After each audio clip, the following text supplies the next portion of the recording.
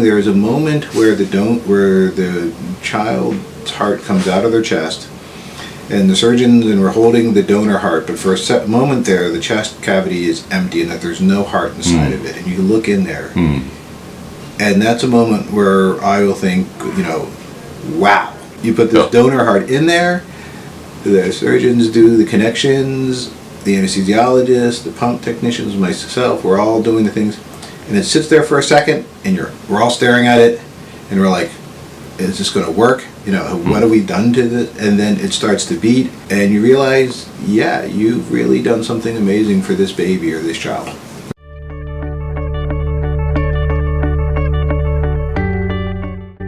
What is the responsibility of pediatric heart transplantation like? I know all the science behind it. I can understand all of that, and I still look at it sometimes that this is magic. That we've got some kid who was incredibly sick that might have been on what's called a ventricular assist device, basically a kind of an artificial heart. We have another family who is incredibly generous, because in order to get a heart, there's no living related donor. Right. You can't have a family member who's donated it. It has to be another family who's undergone a tragedy, but they're still going to give up their child's heart. The heart can fly in from halfway across the country.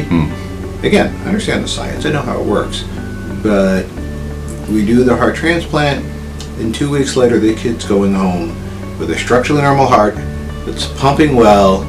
They're going to be able to do all physical activity, they're going to go to school with their friends, they're going to be able to do some sports, they can do the transplant Olympics. I mean, I wish I was more articulate and can describe it besides being just incredible, humbling, overwhelming.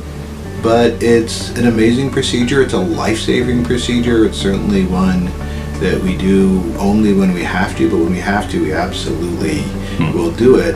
Why is time essential to everything you do to care for your patients? We, when I say we, the physicians, the nurses, whichever, we have the schedule, we have so many patients, you have so much time to see them.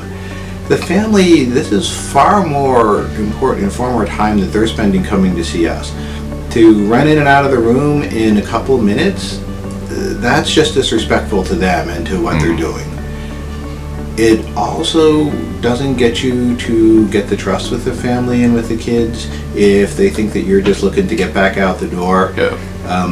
And that's how you end up with poor diagnoses or missing important clues, is if you don't take the time to either let them talk themselves into, oh, and by the way, this is what else is going on, or after they're done, take the time to ask the follow-up questions to say, well, what about this or that?